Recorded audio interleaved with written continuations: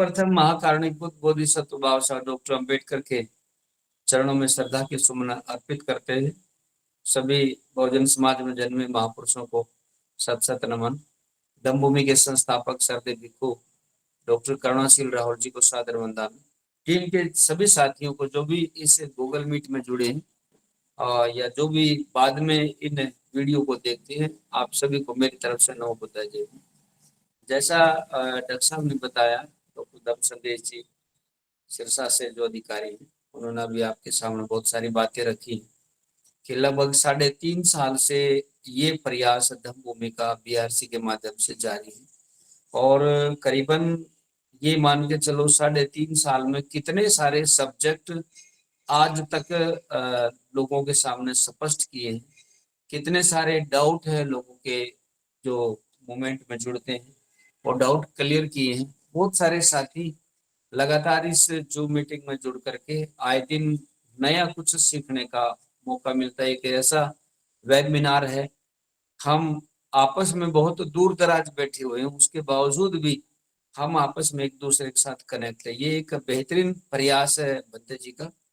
और इस प्रयास में लोग, आपने देखा होगा, लोग 2 दिन जुड़ते हैं, 4 दिन जुड़ते हैं या कोई भी काम शुरू करते हैं तो मैक्सिमम वो 20 दिन तक उस काम को करते हैं, उसके बाद में लोग पीछे हट जाते हैं। लेकिन ये जो प्रयास है आप देख रहे हैं धम्मभूमि के माध्यम से, बीआरसी के माध्यम से, ये जो प्रयास किया गया है ये लगातार चल रहा है, कंटिन्यू चल रहा है। और साथियों, अगर लगातार किसी भी काम को किया जाए तो सिद्धांत ये कहता है, अगर आप डेली 20 दिन तक, अगर सुबह आपने एक टाइम टेबल फिक्स कर लिया है और आप लगातार सुबह 5 बजे उठ करके और आप घूमने चले जाते हैं अपना काम निपटा करके, या छोटा मोटा आप थोड़ी बहुत एक्सरसाइज करते हैं, तो आपका जो चेतन मन है, एक अवचेतन मन है, एक चेतन मन है। अवचेतन मन कहता है कि नहीं अभी सो जा, और जो चेतन मन है वो कहता है कि नहीं तेरे को उठना चाहिए। तो सिद्धांत ये कहता है, अगर आप उसी काम को लगातार 20 दिन तक करते हैं, आप उठ करके और बिस्तर छोड़ करके आप बाहर निकल जाते हैं, तो उसके बाद आपको अलार्म बजाने की जरूरत नहीं पड़ती। आपका अपने आप ही जो चेतन मन है आपको जागृत कर देगा, जगा देगा, और 20 दिन के बाद में आपका रूटीन बन जाएगा। उसके बाद आप कभी भी सो नहीं पाएंगे सुबह 5 बजे के बाद। तो ये जो 3.5 साल से जो प्रयास चल रहा है, ये अब हम सबकी आदत का हिस्सा बन गया है। अगर आप देखें इतने सारे सब्जेक्ट, अगर डॉक्टर साहब के पास बहुत सारी रिकॉर्डिंग है, डॉक्टर दम संदेश जी के पास आप देखेंगे इतनी सारी रिकॉर्डिंग है, अगर वो सारी की सारी रिकॉर्डिंग निकाल करके भी अगर चर्चा की जाए, उन विषयों पर भी अगर आप अपने डाउट हैं क्लियर करना चाहें, तो बहुत सारे क्वेश्चन के लोगों के जवाब मिल सकते हैं।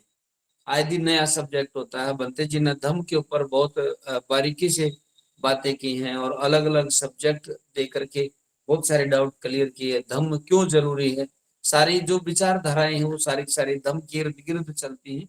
तो वो सारे सब्जेक्ट बंते जी ने साथियों आपके सामने क्लियर किए। और जैसा भी और भी जो हमारे वक्ता साथी हैं, BL पारस जी हैं, बुद्ध अलंकार जी हैं, बंते दमशील जी हैं, और भी जो भिक्खु जुड़े हैं, और डॉक्टर दम संदेश जी के साथी हैं हिसार से। हालांकि मैं परसों हिसार में ही था 2 दिन तक, और शायद कुलदीप जी नाम बता रहे थे, वो भी हमारे वक्ता हैं और कई सब्जेक्ट पे वो भी चर्चा करते हैं। तो अलग अलग जगह बैठ करके हम अलग अलग सब्जेक्ट के वक्ता हमारे बीच में है और हर सब्जेक्ट के ऊपर बहुत बारीकी से और ईमानदारी से बातें रखते हैं। तो साथियों, आज का जो सब्जेक्ट दिया है बीआरसी के माध्यम से, सामाजिक उत्थान में नशा हमारे लिए सबसे बड़ी बाधा है। अगर आज का सिनेरियो आप देखना चाहेंगे तो समाज में नशा इतना ज्यादा फैल गया है, इतनी ज्यादा हालत खराब है। अगर आप ऑन रिकॉर्ड देखते हैं तो एक दिन में लगभग 18 से 14 साल के बीच के जो बच्चे हैं, उनकी एज, हालांकि वो यंग नहीं, 18 से 14 के बीच में, वो अभी जवानी की तरफ वो अपना कदम ही रख रहे होते हैं। तो एक रिकॉर्ड दिया है जिसमें 5500 बच्चे आए दिन नशे की गर्त में जाते हैं, जो डेली थोड़ा थोड़ा, जैसे एक साल, एक दिन में अगर हम खाली भारत की बात करें तो 5500 बच्चे प्रयास करके देखते हैं कि शराब के क्या फायदे या नशे के क्या क्या फायदे, उस गर्त में जा रहे हैं। हमारे ऊपर इतनी सारी जिम्मेदारियां हैं और नशा की वजह से हमारे साथ इतनी सारी प्रॉब्लम आ रही है। आज थोड़ा सा हम उन प्रॉब्लम पे हल्की सी चर्चा करने की कोशिश करेंगे। आज भी जितने साथी हमारे साथ जूम मीटिंग में जुड़े हैं, आप देखेंगे कि इनके घरों में भी एक नहीं कोई इक्का दुक्का आदमी छूटा होगा जो जिसके परिवार में कोई साथी नशा ना करता हो। अन्यथा मैक्सिमम हमारे बीच में इतने सारे लोग हैं जो जुड़े हुए हैं, उनके परिवारों में या तो उनके भाई उनको परेशान करते हैं, या उनका कोई भतीजा उनको परेशान करता है, या उनका पिताजी परेशान करता है, या उनका जीजा परेशान करता है, या भांजा। उनकी फैमिली में कोई ना कोई ऐसे आदमी आप लोगों को मिलेंगे। और साथियों, सबसे ज्यादा प्रॉब्लम जो बहुजन समाज से जुड़े लोग हैं उनके साथ ज्यादा प्रॉब्लम है, क्योंकि उनके पास सोर्स ऑफ इनकम है नहीं। और जब वो पीना शुरू करते हैं तो इतना ज्यादा पी जाते हैं, फिर एक दिन वो सब कुछ पी करके और फिर लौट जाते हैं, फिर उनके पास कुछ भी नहीं बचता। हमने मैंने पिछले दिनों में एक आपके बीच में बातें रखी थी। एक हमारे साथ में हमारे इधर एक मोहल्ला है जहाँ मैं रहता हूँ, और उस मोहल्ले में हमने पिछले दिनों रिकॉर्ड निकलवाया था। एक यह संस्था है माता रमाबाई अम्बेडकर के नाम से, और उस संस्था में करीबन आज हमारे पास करीबन 200 के समथिंग हमारे पास नौजवान है। वो सारा यंग ब्लड हमारे साथ खड़ा रहता है, और मिस्टर एडवोकेट प्रदीप उस टीम के प्रधान है, और उनकी देख रेख में ये सारा काम हो रहा है, और हमारी पूरी टीम उनको कोऑपरेट करती है। उसमें साथियों हमने देखा, करीबन हमने एक रिकॉर्ड निकाल करके देखा, कुछ ही साल का उसमें रिकॉर्ड था। उस रिकॉर्ड के अनुसार हमने 200 नौजवानों की लिस्ट बनाई, जिसमें वो जो नौजवान थे वो 12 साल से लेकर के और 40 साल तक के बीच के नौजवान हैं। और वो 200 नौजवान केवल और केवल नशे की वजह से मारे गए। जब हमने सारा रिकॉर्ड खंगाला तो एक भी ऐसा घर नहीं था जिसके घर में कोई लड़का बिना नशे की वजह से मरा हो। अभी पलवल की मैं करंट की आपको न्यूज बता देता हूँ। पलवल में 15 दिन के अंदर अंदर 3 मौतें हुई हैं। वो तीनों की तीनों डूब करके मरने की मौत हुई। एक ने तालाब में छलांग लगाई, एक ने नशे की वजह से, एक ने जो आगरा कैनाल नदी है और सारे साथी वहां बैठ के पी रहे थे, एक ने उसमें छलांग लगाई, और एक बच्चा स्विमिंग पूल में डूब के मरा। वही अभी ये क्लियर हुआ नहीं कि नशे की वजह से हुआ। हालांकि डॉक्टर का कहना है कि उन्होंने थोड़ी बहुत नशा कर रखा है। कहने का अर्थ ये है साथियों कि सबसे ज्यादा जो सिस्टम है नशे की वजह से हमारा ताना बाना बिगड़ता है। जो हमारा सामाजिक ताना बाना है वो पूरा का पूरा ढांचा नशे की वजह से बिगड़ता है। एक भी ऐसा सब्जेक्ट नहीं है जिसकी वजह से नशा हमारे बीच में बाधा उत्पन्न ना करता। आप लोगों ने खूब कहानियां सुनी हैं, छोटी छोटी कहानियों के माध्यम से बंते जी ने आपके बीच में कई कहानियां सुनाई हैं। जैसे एक आदमी शराब के ठेके पे गया, वहां जाकर के उसने शराब ली, तो एक उसमें जो जंगला था जिसको छोटी सी खिड़की बोलते हैं, उन्हें हाथ डाला, और जब उसने बोतल खींची तो उसका हाथ छिल गया, बोतल का लेबल फटा। तो उसके बाद में शराबी कहता है कि इसको थोड़ा सा चौड़ा करा ले, ये बहुत भीड़ा है। तो वो कहता है, इधर आ। ठेकेदार बोलता है, कितने साल से पी रहा था? वो बोलता, मैं पिछले 2-3 साल से पी रहा हूँ। ठेकेदार बोलता है कि मुझे 25 साल हो गए हैं जिस जंगले को तुम देख रहे हो। ये जंगला छोटा नहीं है, बहुत बड़ा है ये जंगला, और धीरे धीरे करके तेरे जैसे लोग इस जंगले में से इसमें से निकले, उनकी जमीनें इसमें से निकली, उनके बीवी बच्चे ट्रैक्टर ट्रॉली सब कुछ इसमें से निकला। और तू भी ऐसे ही मेरे पास लगातार आता रहे, तेरे यहाँ जैसे मेरे यहाँ तेरी हाजिरी लगती रहेगी, तो तू भी एक दिन इसमें से तेरी जमीन जायदाद बीवी बच्चे सब कुछ इसमें से निकल जाए। साथियों, ये जो छोटी छोटी कहानियां हैं, हम कोशिश ये करते हैं कि समाज का मनोबल बढ़ाएं और उनको अवेयर करें, जागरूक करें। नशे के बारे में हर आदमी को पता है ये मेरा नुकसान कर रहा है, लेकिन उसके बावजूद भी कोई ना कोई उनके सामने कारण होता है पीने का, और उस कारण की हमें खोज करनी चाहिए। जब आप लोग बुद्ध के धर्म को मानते हैं, और वहां तो सबसे पहले शुरुआत ही आप यहाँ से करते हैं कि संसार में दुख है, दुख का कारण है, उसका निवारण, उसके लिए मार्ग। मार्ग हर चीज का है, और अगर हम उस मार्ग की कोशिश करें, उस पर थोड़ा सा हम प्रयास करें, तो हम नशे की गर्त से समाज को बचा सकते हैं।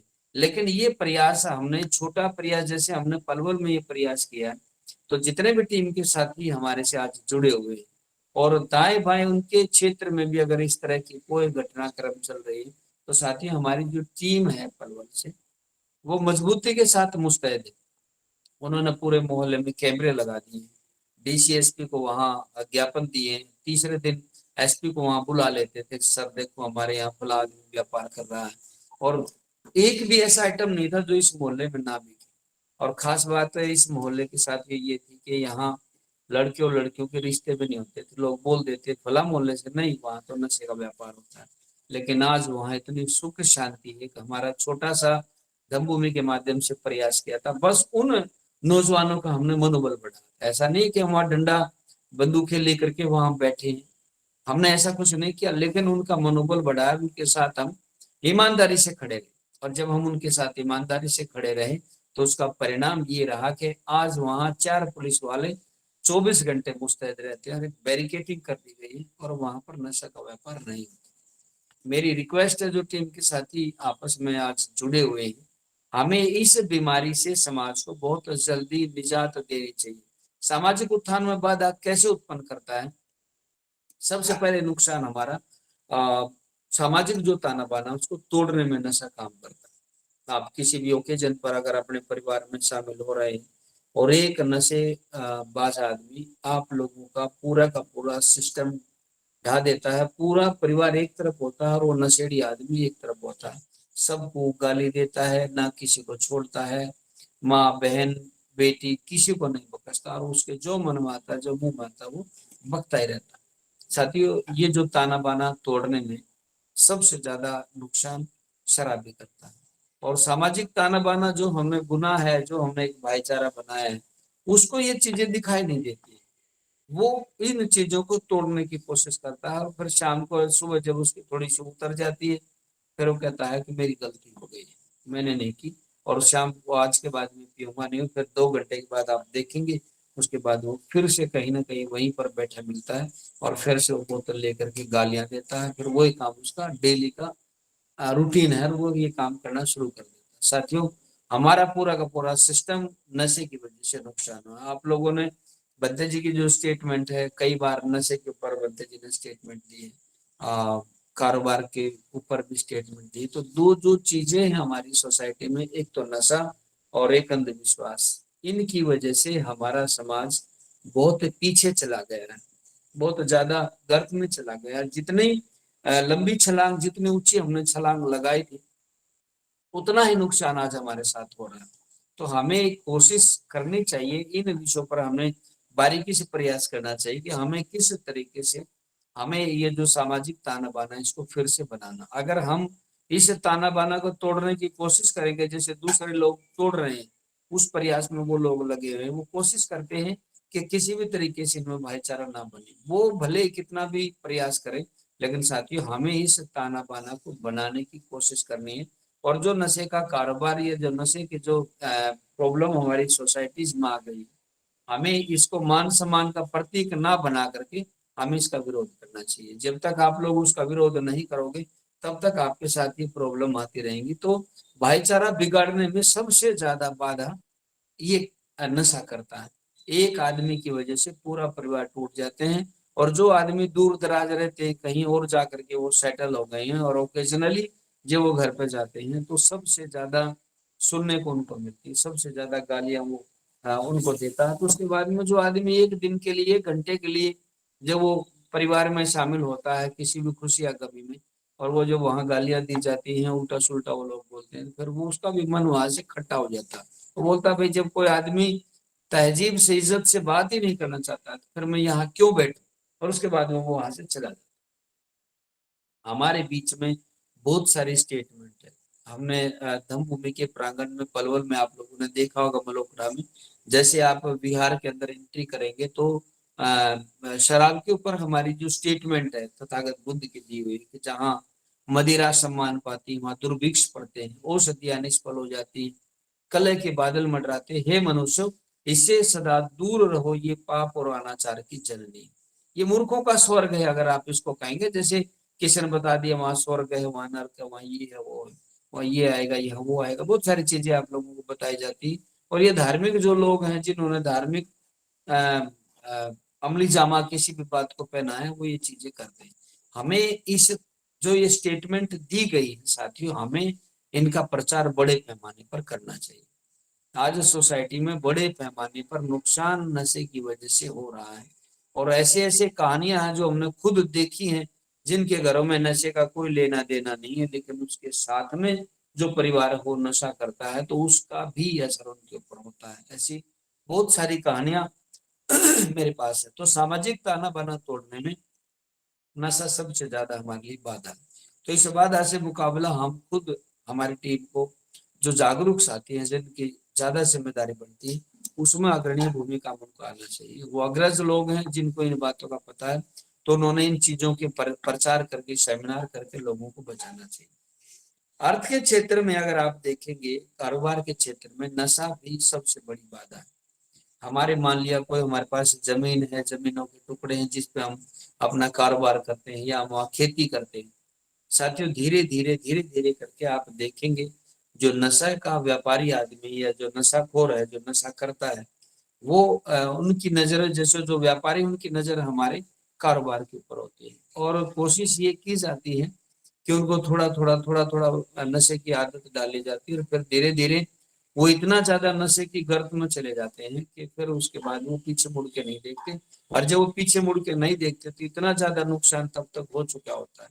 हमारे लोगों के जितने भी जमीनें बिकी हैं, उसमें दो ही कारण रहे हैं। या तो घर में कोई शादी है, उस वजह से उन्होंने जमीनें बेची हैं, या वो कोई ना कोई नशे का व्यापार करता है, या जो छोटा मोटा नशे का वो आदी हो गया, नशा करता है।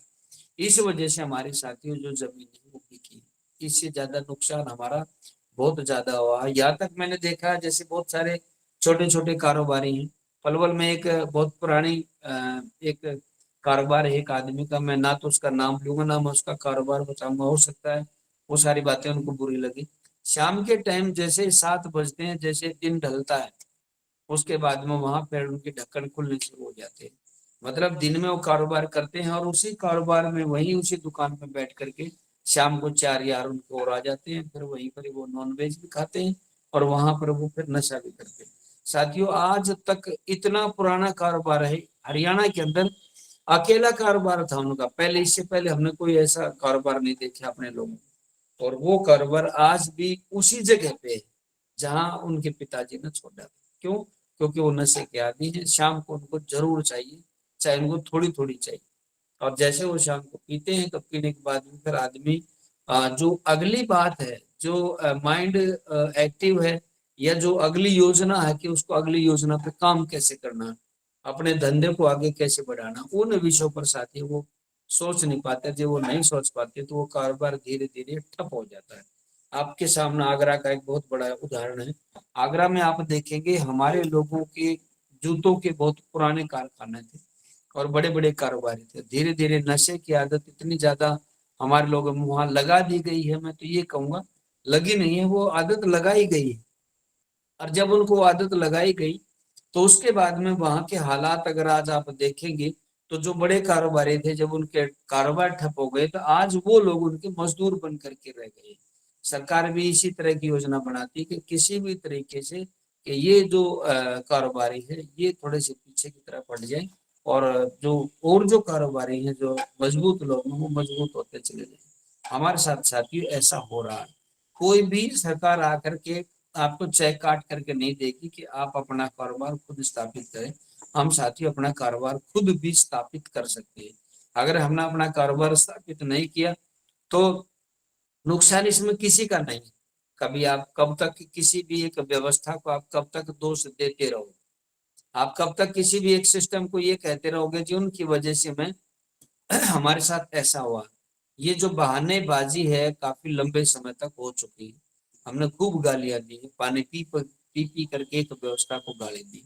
कोई भी आदमी आपके घर में जबरदस्ती आकर के बोतल नहीं देता, लेकिन हमारी आदत ही ऐसी है, मना करते हैं, फिर धीरे धीरे उसमें हम एडजस्ट हो जाते हैं। तो हमारे कारोबारों में नुकसान करने में नशा एक बहुत बड़ी बाधा रही है। एक एग्जाम्पल कई साथी देते हैं, आपने सोशल मीडिया पर देखा होगा कि एक आदमी है, उसके सामने 4 ऑप्शन थे।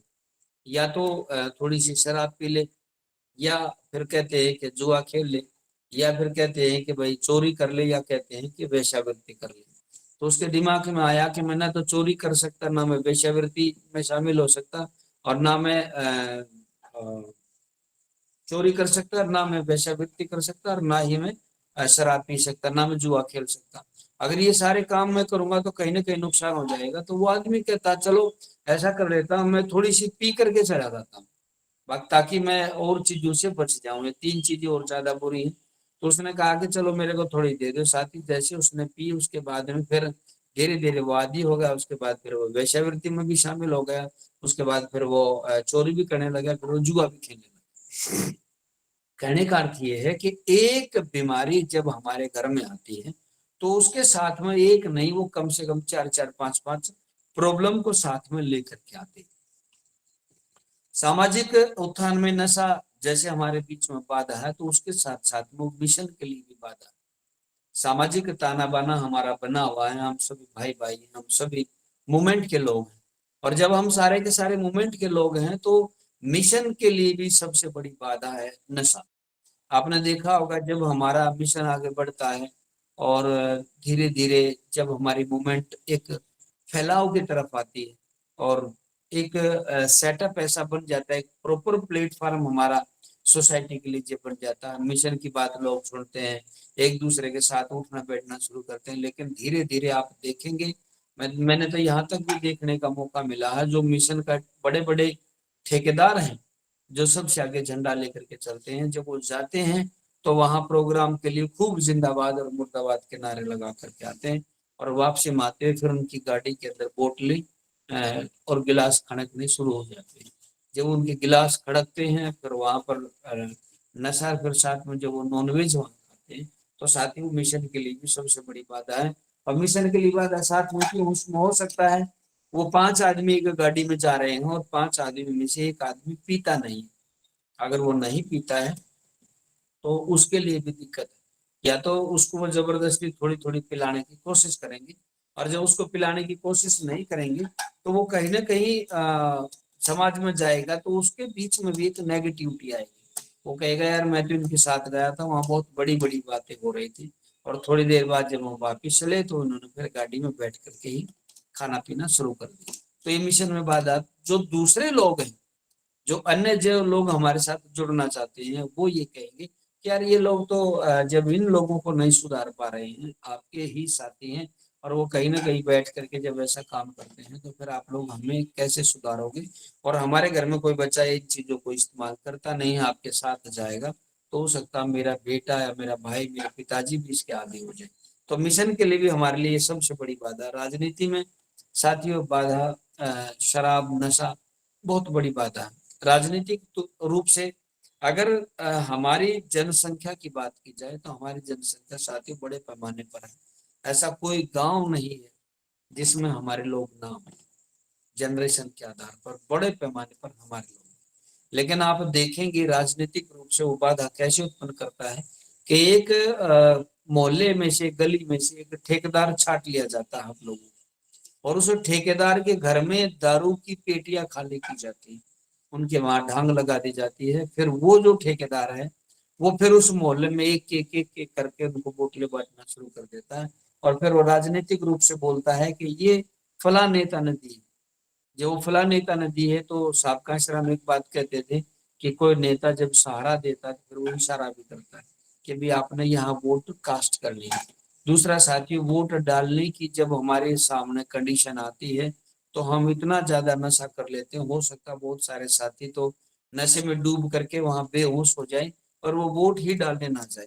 और जब नशेड़ी वहां पहुंचता है, जब वोट डालने की कोशिश करता है, तो उनमें से कोई अधिकारी कहता छोड़ो यार इसको बाहर कर दो, आप लोग ये बटन दबा दो क्योंकि ये बहुत बुरी तरह सड़ रहा है। साथियों, राजनीतिक रूप से नशा हमारी सोसाइटी में बहुत बड़ी बाधा है। राजनीतिक सिस्टम को खराब किया जाता है। अगर हम जितने भी लोग हैं जो मूवमेंट से जुड़े हैं, अगर वो नशा ना करें, तो उस नशे को नहीं करेंगे तो कोई आदमी आपके घर में अगर कोई शराब राजनीतिक रूप से बांट रहा है या बेच कैसे भी करके वो पहुंचा रहा है, जब आप उसको यूज ही नहीं करते तो आप उसको घर में रखेंगे। आपके घर में अगर उसका इस्तेमाल नहीं है तो आप उसको घर में रखेंगे नहीं। जब आप उसको घर में नहीं रखेंगे तो आप ईमानदारी से वोट देंगे, और ईमानदारी से वोट देंगे तो साथ ही आप लोगों का फिर राजा बनेगा। और जब आपका राजा बनेगा तो फिर आपकी जो समस्याएं, जैसा साहब ने कहा है, जैसे बाबा साहब की स्टेटमेंट दोहराई जाती है कि political power is the master key by which we can reach an open every locks. राजनीतिक सत्ता वह गुरु किल्ली है, वो मास्टर चाबी है जिससे सभी समस्याओं के ताले खोले जा सकते हैं। तो साथियों, जब ये चीजें आएंगी तो हम राजनीतिक रूप से भी इस बाधा से हम छुटकारा पा सकते हैं। समस्या हर आदमी को पता है, बीमारी का हर आदमी को पता है, लेकिन उसका डायग्नोज करने की जिम्मेदारी जिम्मेदारी साथ में हमारे लिए, हमारे सामने आती है। अगर आप अभी, आप जैसे राजनीति है, कारोबार है, मिशन है, साथ के साथ में धर्म है, तो धर्म में भी ये बाधा उत्पन्न करता है। अब मान लिया मेरे घर में कोई आदमी आए हैं, टीम के साथी, और वो कोई धार्मिक चर्चा कर रहे हैं या कोई बहुत भिखु आया है, और हमारा एक भाई जब आप लोगों को गालियां दे रहा हो, तो एक तो बात ये हुई कि लोगों की जुबान पे ये बात आएगी कि यार ये देश को सुधारने चले, खुद का भाई सुधर नहीं रहा है, ये देश को सुधारने चले खुद पी रहा है, ये देश को संवारना चाहते हैं, रात को डेली एक मग पिए बगैर इसको शांति नहीं मिलती। तो इस तरह की बहुत सारी बातें जब लोग आपके बीच में करते हैं साथियों, तो ये एक बड़ी बात है मिशन के लिए, दम के लिए। जब पंचशील और त्रिशन जब दिया जाता है तो ये जो एक जो पांचवा सील है, सुरा मेरे मजब मादर ठाणा वीरमणि सिक्खापदन समाधियामी, कि मैं किसी भी प्रकार का नशा से विरक्त रहने की शिक्षा ग्रहण करता हूँ। लेकिन हम इन चीजों को इतना ज्यादा गहराई में लेकर के चले जाते हैं कि लोग कुछ घर में एक दो आदमी इस बात को मानता, बाकी लोग इन बातों को के ऊपर ना तो भरोसा करते हैं और अड़के खड़े हो जाते हैं। और जब वो नहीं मानते हैं तो फिर उसकी मजबूरी ऐसी हो जाती है, ठीक है भाई इनको छोड़ो। और फिर जब उनको छोड़ देते हैं, क्योंकि वोट तो हमें राजनीतिक रूप से उनका भी चाहिए और धर्म के क्षेत्र में हमें उनकी भी हिस्सेदारी चाहिए, जब तक वो हमारे साथ बैठेंगे नहीं तो वो सुधरेंगे कैसे? जब तक वो हमारे नजदीक नहीं बैठेंगे।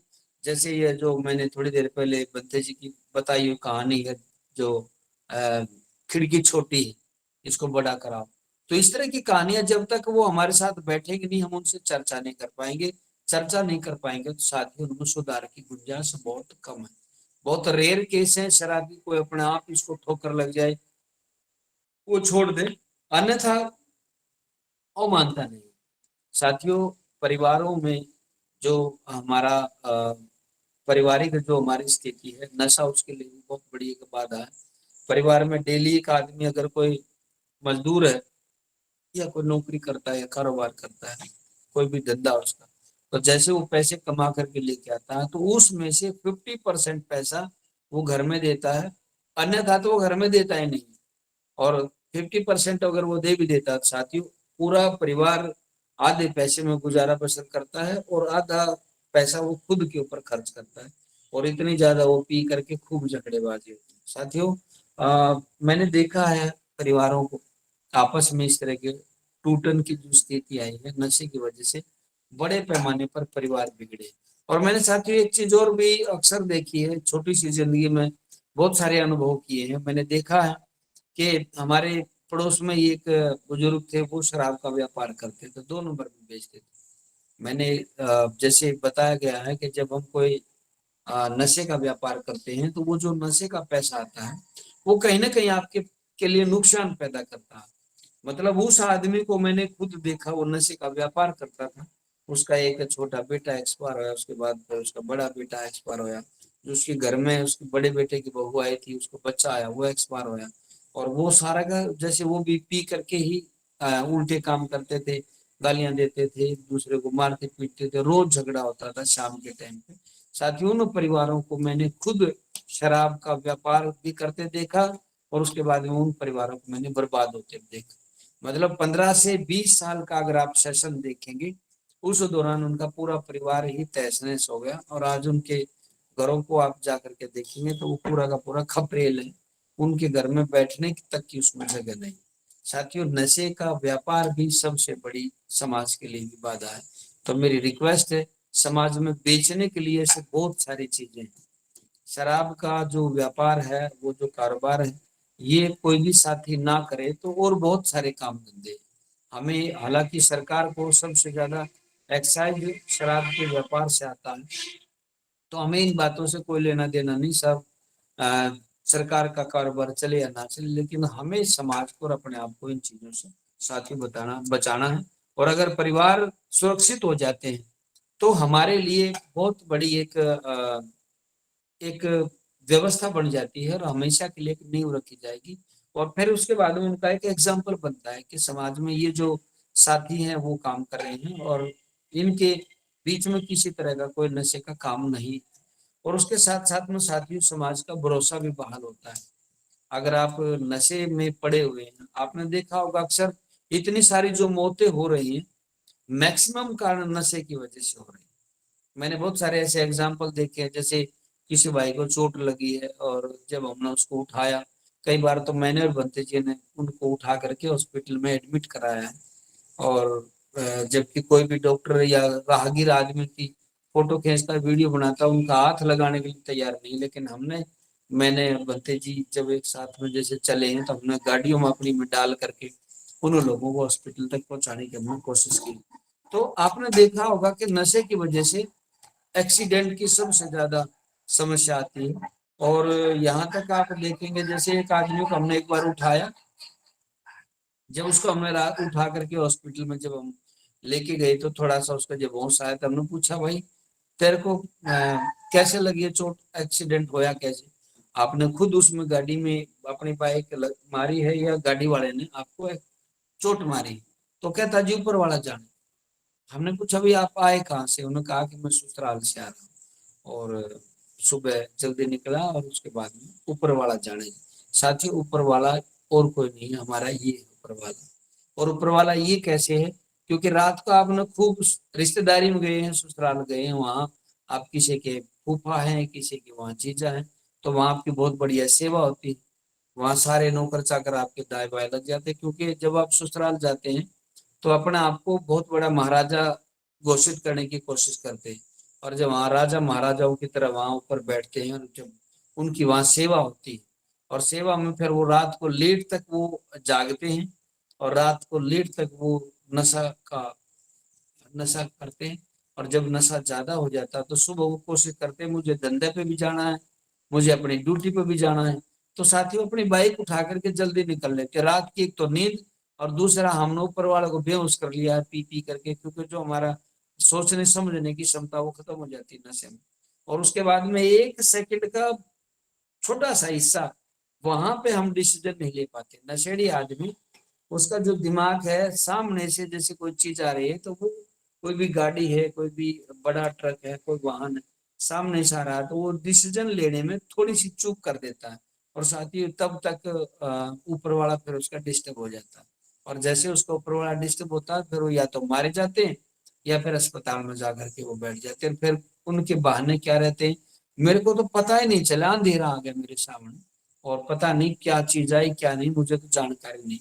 हकीकत साथियों ये है कि हम खुद उस ऊपर वाले को डिस्टर्ब कर देते हैं और उसके बाद में फिर ये काम हमारे शुरू हो जाता है। साथियों जो नशे का कारोबार है, क्योंकि सामाजिक जो ताना बाना है, हमारे एक चीज से जुड़े हुए हैं, हम राजनीति से भी जुड़े हुए हैं, धर्म से भी जुड़े हुए हैं, कारोबार से भी हम जुड़े हुए हैं, शिक्षा से भी जुड़े हुए हैं। सारे के सारे सेटअप को डिस्टर्ब करता है तो साथ में हमारी शिक्षा भी शिक्षा के लिए भी नशा बाधा उत्पन्न करता है। वो बाधा कैसे उत्पन्न करता है? क्योंकि नशा इतना ज्यादा करते हैं, घर में पैसा होता नहीं, और जब पैसा नहीं होता तो हमारे पास कॉन्वेंट स्कूल में पढ़ाने की वो फीस नहीं होती, वो पैसा नहीं होता जिससे हम अपने बच्चों को अच्छी एजुकेशन दिला सके। फिर साथियों साथ में जो सरकारी संस्थान सरकार ने बनाए हैं उसमें हम जाते हैं और वहां जाकर के हमारे बच्चे वहां कटोरा चम्मच पीटते हैं, जब उनको दलिया मिल जाता है उसके बाद में घर में आ जाते हैं। हमारे पास पैसा नहीं है, जो पैसा वो हमने नशे में खत्म कर दिया है। और जब वो पैसा नशे में खत्म हो जाता है उसके बाद में फिर हमारे पास एजुकेशन लेने की कोई व्यवस्था नहीं। हमारे बच्चे कुछ भी जो बनना चाहते हैं वो साथी बढ़ नहीं पाते, और जब वो बढ़ नहीं पाते हैं तो उसके बाद में फिर वो जिंदगी भर एक नशे की वजह से उसकी पूरी लाइफ खराब हो जाती है। साथियों जो समय बीत गया है, हम कोई भी चीज खरीद सकते हैं, हम सारी की सारी सुविधाएं खरीद सकते हैं, हम एसी लगा सकते हैं, कार खरीद सकते हैं, कोई भी रोजगार स्थापित कर सकते हैं, लेकिन जो हमारा कीमती समय जो पीछे चला गया वो समय दोबारा लौट करके नहीं आएगा। तो चाहे कितनी भी कोशिश करके देख लो, कहो कि मैंने जो अपना पीछे जीवन बिताया है वो मेरा अगर जीवन फिर से वापस आ जाए तो वो आएगा नहीं। बहुत सारे गाने भी बने हैं, वो मेरा समय लौटा दो, लेकिन वक्त साथी एक बार निकल जाता है। इसलिए हमें वक्त की नजाकत को देखते हुए हमें बहुत बारीकी से सावधानी से अपने कदम रखना, और अगर हम सावधानी से कदम रखेंगे तो हम अपनी एजुकेशन व्यवस्था को भी बचा करके रख सकते हैं। नशा किसी भी तरीके से अगर आदमी के घर में आ गया है तो कोशिश करें हम उसको सुधारने की कोशिश करें। एक लाइव उदाहरण है मेरे सामने, मैं वो भी बताना चाहूंगा, हालांकि मैं नाम उनका नहीं लेना चाहूंगा। एक जैसे हमने पिछले दिनों भी एक नशे के ऊपर एक चर्चा थी, भत्ते जी भी अक्सर नशे के ऊपर चर्चा करते हैं। तो डॉक्टर सुधीर जी हैं जो धम्मभूमि पंजाब से टीम के साथी हैं, उन्होंने एक कोई महिला थी, उसको प्रॉब्लम थी, उसके दो बच्चे हैं। एक बच्चा ठीक ठाक है, दूसरा बच्चा नशा करता है। तो जैसे मैंने पिछली मीटिंग में बताया कि हम एक कंथक के नाम से कारोबार करते हैं और डायरेक्ट सेलिंग के हमारे प्रोडक्ट हैं, और हमने साथ के साथ में नशे से भी छुटकारा पाने के लिए एंटी एडिक्शन के नाम से, कंथक के नाम से एक प्रोडक्ट लॉन्च करने वाले हैं अभी जल्दी। और हम चाहते हैं कि हम किसी भी तरीके से समाज को नशे से बचाएं, क्योंकि आपने देखा होगा, अगर आपने हिस्ट्री पढ़ी है तो चाइना में छोटे से लेकर के बड़ा तक आदमी नशे का व्यापारी, नशे का आदी हो गया था, और चीन को अफीमचियों का देश कहा जाता था। आज साथी आप देखेंगे उस जमाने में कुछ लोगों ने कोशिश की, जो सामाजिक लीडर थे उन्होंने वहां मेहनत की, और मेहनत करने के बाद में उन्होंने जो इंग्लैंड से न अफीम आ रही थी उसके जहाज समुद्र में उन्होंने डुबो दिए थे। एंग्लो ओपियम वार के नाम से एंग्लो ओपियम चाइना वार हुए हैं। उसमें आप लोग जब आप गूगल पे या जब आप हिस्ट्री निकाल करके देखोगे आपको वो सारी जानकारी मिलेगी। तो वहां कुछ लोगों ने कोशिश की थी, सामाजिक नेता थे, उन्होंने थोड़ी से प्रयास किया और धीरे धीरे नशे से पूरा का पूरा चाइना को खत्म, चाइना को नशे से बिल्कुल दूर कर दिया। और आज चाइना में आज सबसे ज्यादा कारोबार के क्षेत्र में चाइना सबसे आगे बढ़ रहा है। एक बार ये चर्चा चली थी कि हम चाइना के मोबाइल नहीं खरीदेंगे जिसके ऊपर मेड इन चाइना लिखा हो। जब देखा कि इंडिया में चाइना के मोबाइल का बाइकआउट कर रहे हैं लोग, तो उन्होंने ताइवान में जाकर के अपनी कंपनी लगाई, वहां से उन्होंने made in Taiwan company China की और मेड इन ताइवान लिख करके वो मोबाइल बड़े पैमाने पर बिकने लगे। आपने देखा होगा जब इंडिया में ये सरकार बनी तो यहाँ विरोध होने लगा कि कोई भी कारोबार हम चाइना से नहीं खरीदेंगे, चाइना से कोई भी सामान नहीं आएगा, और बाइकआउट चाइना उन्होंने लिखा। मेरे एक साथी है इधर गुड़गांव से, उन्होंने बताया कि अब की बार मेरे पास बहुत सारे कंटेनर चाइना से बाइकआउट चाइना के हमारे इधर आए हुए हैं। मतलब उन्होंने टी शर्ट बना करके चीन ने हमारे देश में भेज दी, और वो उन्होंने बाइकआउट के नाम से चाइना, बाइकआउट चाइना की टी शर्ट भी बड़े पैमाने पर, वो भी चीन से ही आई, इसका विरोध करने के लिए। उनको पता है कि इंडिया के जो लोग हैं हर शनिवार को मिर्च और नींबू लटकाते हैं, तो चाइना ने प्लास्टिक के नींबू के कंटेनर बना बना करके इंडिया में बेचे, और यहाँ बड़े पैमाने पर वो चीजें भी करेंगे, क्योंकि हर शनिवार को लगाने की फिर जरूरत नहीं होती, वो नजरोटा नजर लग जाएगी, वो सारी चीजें वो यहाँ बेच रहे हैं। इसका मेरा कहने का अर्थ ये है, जब वो लोग सुधर सकते हैं, वो देश सुधर सकते हैं, तो हम भी सुधर सकते हैं। ऐसी बात नहीं हम सुधर नहीं सकते, सुधरने की गुंजाइश है हमारे अंदर भी। हम इतने सारे लोग जुड़े हैं, आज मान लिया हमारे साथ 150 लोग जुड़े हुए हैं, क्या 150 लोग सुधरे तो हुए? कहीं ना कहीं तो इनके घरों में भी नशे का कहीं ना कोई आदमी ऐसा होगा जो पी करके कहीं ना कहीं वो बकवासबाजी करता है, लेकिन हम सुधरे तभी तो हम आपस में जुड़ रहे हैं। साथियों, मैंने एक लाइव उदाहरण की बात की थी, तो डॉक्टर सुधीर जी ने उन महिला से बात की, और मैंने नशे के ऊपर बहुत सारी चर्चा जब मैंने की, तो डॉक्टर साहब ने जब उनको मेरा नंबर दिया, तो वो महिला हो सकता है आज हमारे साथ ग्रुप में भी जुड़ी हो, कुरुक्षेत्र से। उनको दो बच्चे हैं, और एक बच्चा उनका कनाडा पढ़ता था, एक यही रहता था। साथियों, वो उन्होंने कहा जी मेरे साथ इतनी ज्यादा प्रॉब्लम है, मेरे बेटे को मैं यहाँ बुलाना चाहती हूँ। और वो पता नहीं यहाँ से बिल्कुल ठीक ठाक गया था, और वहां जाकर के नशे में वो लत में पड़ गया है। अब उसकी सुधार की गुंजाइश नहीं है, और मैंने उसकी टिकट भी करवा के दे दी है। तो वो वहां से कह रहा है या तो मेरे को पैसे दे दे, पैसे भेज दे, नहीं तो मैं टिकट को कैंसिल कर दूंगा, मैं आऊंगा नहीं। और अगर मैं वहां रहा तो मैं वहां कोई ना कोई नुकसान करूंगा, और नुकसान करूंगा तो फिर पुलिस मेरे को पकड़ लेगी, उसके बाद भी फिर तुम लोगों ने मेरे को छुड़वाना पड़ेगा। साथियों, वो लगातार चर्चा करती रही, तो बहुत सारे पॉइंट मैंने बताए, क्योंकि समय बहुत कम है, हमारे पास 60 मिनट बचे हैं। मैंने बहुत सारे उनको पॉइंट बताए कि आप इस तरीके से पेश आए। शराबी की शराब हम छुड़ा सकते हैं, बशर्ते हमारे पास टाइम, हम उसके साथ काफी नजदीकियां बना करके रहें। जब हम उसके नजदीक रहेंगे तो वो जरूर हमें मौका देगा कि मैं वो छोड़ छोड़ दूंगा। लेकिन साथियों, छोड़ इसलिए नहीं पाता कि हम जितने भी लोग आते हैं, हम सारे के सारे शराबी के साथ थानेदारी दिखाते हैं। कोई भी आता है उसको 4 रैपटे मारता है, कोई भी आता है उसको धमकाता है, परिवार के लोग भी धमकाते हैं, उसको गालियां देते हैं। और उसका जो दिमाग है, नेगेटिव बात सुन सुन करके जो उसका दिमाग को पक जाता है, फिर वो कहता है यार गाली तो खानी है, चल कोई बात नहीं, 2 थप्पड़ मारेगी फिर सो जाना।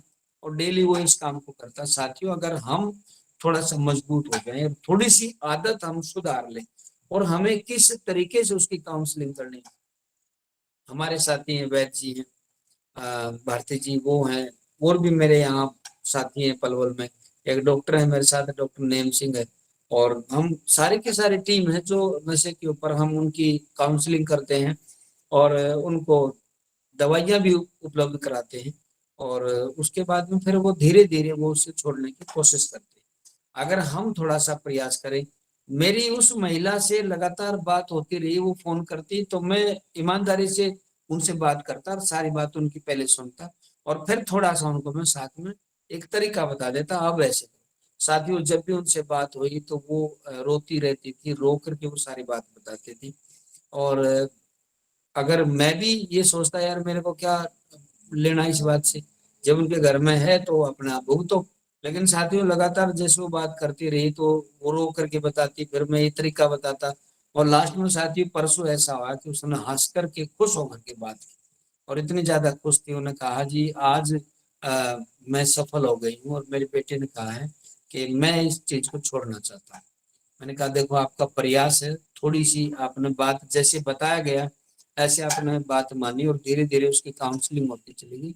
और 1-2 दिन के लिए उसका आप धमभूमि पलवल लेके आएंगे, तो यहाँ बनते जी भी काउंसलिंग करेंगे, थोड़ी बहुत बातें हम भी करेंगे।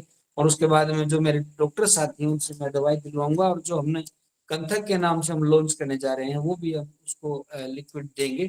तो उसका आपको फायदा ये रहेगा कि वो बच्चा आपका बच जाएगा। साथियों, नहीं तो उसने लास्ट में ऐसे था, उसने हाथ खड़े कर दिए थे, उसने कहा कि वो डेली मांगता है, ये मेरे को थोड़ी सी दे दो। अगर उसको वो थोड़ा थोड़ा देना शुरू कर देती तो फिर माँ की जो मजबूती थी वो टूट जाती। लेकिन वो लेडीज मजबूत रही। थोड़ा सा काउंसलिंग करें, थोड़ा सा तरीका बदलें, तो हम समाज को नशे से बाहर निकाल सकते हैं। दमभूमि ये प्रयास कर रही है, लगातार हम सेमिनार भी करेंगे, हेल्थ के प्रोग्राम भी लगाएंगे।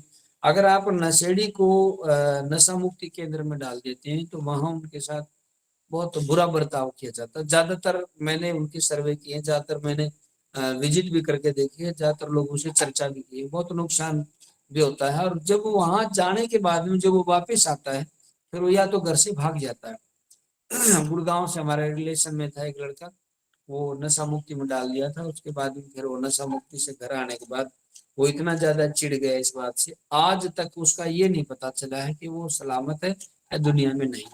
तो हमें इस तरीके से आदमी का दिमाग को हमने पकाना भी नहीं, हमने उसको रिजेक्ट भी नहीं करना। अगर हम उनके साथ सख्ती से पेश आएंगे तो वो मानेंगे नहीं। प्यार से अगर हम पेश आएंगे, एक राफ गांव है राजस्थान में, कामा भरतपुर के पास, एक लड़का ऐसा था कि उसके दिमाग में भी यहाँ प्लेट डली हुई है, सिर में भी, हाथ में भी प्लेट है, पैर में भी प्लेट है, परिवार भी उसका छोड़ के भाग के चला गया था। हमारे एक साथी हैं बोध जी, वो उनको लेकर के आए, उनकी थोड़ी सी हमारी टीम के साथियों ने काउंसलिंग की और उसका इलाज किया, आज उसका परिवार खुश है। 5 साल हो गए हैं साथी, उसने वो नशा बिल्कुल छोड़ दिया। इतना ज्यादा खुश है, वो कहता जी मैं आप लोगों ने जिंदा रख लिया, नहीं अब तक तो मेरे भी 13वीं हो चुकी होती। वो उस भाई की खुद की वर्डिंग है। कहने का अर्थ मेरा ये है साथियों कि हमें जो नशे की जो आदत है, नशे की जो लत है, खाली सामाजिक उत्थान में ही बाधा नहीं है, हमारे देश के उत्थान में भी सबसे बड़ी बाधा है। क्योंकि जो राजा है, जो शासक है, वो खुद चाहता है, क्योंकि बड़े पैमाने पर एक्साइज आता है, अगर शराब का व्यापार रोक देगा तो उसकी एक्साइज जाना बंद हो जाएगी। अब गलियों में मेरे सामने की बात है, एक दिन एक सेमिनार रखा था, बड़े बड़े सारे पुलिस के अधिकारी बुलाए थे, और वो बोले भैया मोहल्ले में कोई भी आदमी यहाँ बेचता नजर आया तो वो ऐसे हो जाएगा। तो साथ ही मुझे जब बोलने का उन्होंने मौका दिया तो मैंने ये कहा कि हमारे मोहल्ले में जो थोड़ी थोड़ी जो चीजें बेच रहे हैं, इसके तो हम विरोध में है ही, हम बिल्कुल भी इसके पक्ष में नहीं। लेकिन इसके अलावा आप लोगों ने इतने बढ़िया बढ़िया जो ठेके खोल रखे हैं, इतनी ज्यादा लाइटें आपने अपने घरों के आसपास में भी नहीं देखी होंगी, जितनी बेहतरीन लाइटें उनके वहां लगी हुई। 5 स्टार होटल भी ठेके पे फेल है, अगर आप वहां देखेंगे चमचमाती हुई बोतलें देखती हैं, बड़ी शानदार तरीके से, सुंदर तरीके से वो सजाई गई है। तो साथ ही मैंने कहा कि अगर ये भी चीज बंद कर दी जाए तो नशा ऑटोमेटिक खत्म हो जाएगा, और समाज में, देश की बाधा में ये जो अ, उन्नति में जो बाधा उत्पन्न करता है, हम इससे छुटकारा पा सकते हैं। हमें साथियों अपना प्रयास जारी रखना चाहिए। आज के विषय पे मैंने मोटे तौर पर जो अनुभव की कुछ बातें आप लोगों से शेयर की हैं, आप लोगों ने मेरी बात सुनी है। कोई भी साथी आज हमारे से लगभग 150 के समथिंग लोग जुड़े हैं, अगर वो नशा करते हैं थोड़ा बहुत, तो साथी वो उसको बिल्कुल छोड़ दें। ये ना कहें कि हमने तो शौक के तौर पे थोड़ी सी ले ली। बहुत सारे कहते हैं जी मैं मेहनत करता हूँ तो गर्दा मेरा नीचे चला जाता है। बहुत सारे लोग कहते हैं जी दिन भर धक्के खाते हैं और थकान हो जाती है, तो पीने से थोड़ी सी थकान मिट जाती है। साथियों, कुदरत ने आपको बहुत बेहतरीन आइटम दिए पीने खाने के लिए। उन चीजों को, इतने सारे रस हैं, इतने सारे, इतने बढ़िया बढ़िया जूस हैं, ड्राई फ्रूट है, बहुत सारी चीजें हैं खाने और पीने के लिए। आप मेहनत करें, पैसा कमाएं, और उनसे अच्छी अच्छी सुख सुविधाएं लें, और घूमने जाएं, समाज में घूमें, समाज में प्रचार करें, पहाड़ी क्षेत्र में जाएं, देश विदेश घूमें, लेकिन नशे की लत से थोड़ा सा अपने आप को बचाने की कोशिश करें।